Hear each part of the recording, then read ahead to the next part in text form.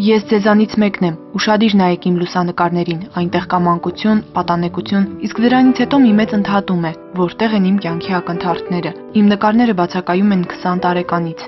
Փշալարերի ներսում գտնվող Ցմահ դատապարտյալի թղթին հանձնված խոհերն են։ Ինչ է նշանակում, եթե 7 տարի դու տեղեկություն չունես, թե քո երեխան սովետաշենի բանտում կենթանի է, թե ոչ։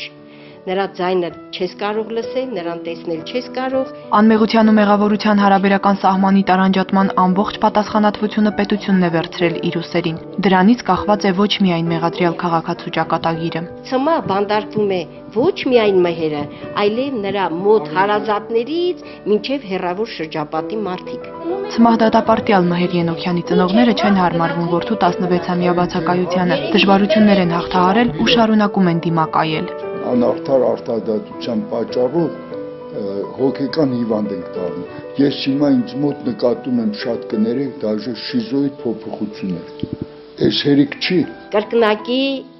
պղտոր պատուհանների հետևից տեսնել քո զավակին, գոնե իմանալ, որ նա կենթանի է։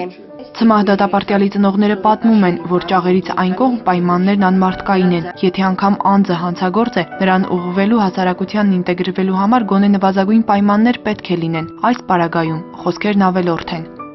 Երբ որ սպիտակեղենը հետ էինք ստանում, դա լվանալ մաքրել հնարավոր չէր։ Սկսած կենթանիների միջատների արյան հետքերից, ծխախոտի հոտից։ Ցմահ դատապարտյալների խնդիրների մասին քանիցս բարձրաձայնած քաղաքացիական նախաձեռնությունը փորձ է անում եւս մեկ անգամ առաջարկել եվրոպական երկրների օրենսդրությամբ կիրառվող ցմահ ազատազրկում նշանակելու ճկուն մեխանիզմները, բայց այստեղ վերաբերմունքն այլ է։ Մեր իշխանությունների կողմից, պետության կողմից այդ հարցը տաբու է։ Կարծես թե չեն ուզում անդրադառնալ որևէ դատական սխալի։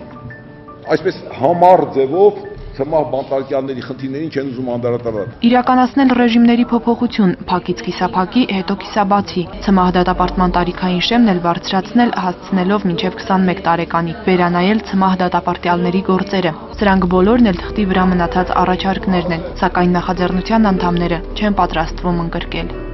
Մենք մարդուն ենք համարում որպես գերագույն արժեք, ապա նման երևույթների հանդեպ չպետք է լինենք պասիվ։ Լրջագույն խնդիր է շարունակում մնալ ցմահ ազատազրկվածների մասին ձևավորված հասարակական կարծրատիպը։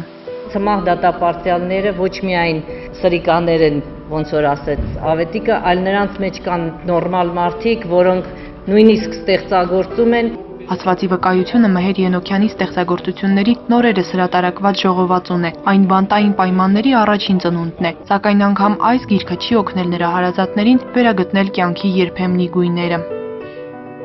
Գույներ եմ շատ սիրել, հիմա լրիվ սերի մեջ է։ Արդարության եւ անարդարության սահմանագծի վերանայման անհրաժեշտությունը կարող է լինել մարմրող այն հույսը, հանուն որի դեռ կարելի է ապրել։ Սա Տիկին Վարդուհու եւ պարոն Դավիթի շուրթերով հնչող երիտասարդ ցմահ դատապարտյալների բազմաթիվ ծնողների հորդորն է իրավասու մարմիններին։ Նարեկ Գրիգորյան, Արշակ Մարտիրոսյան, Վարդան Մկրտումյան, Էպիկենտրոն։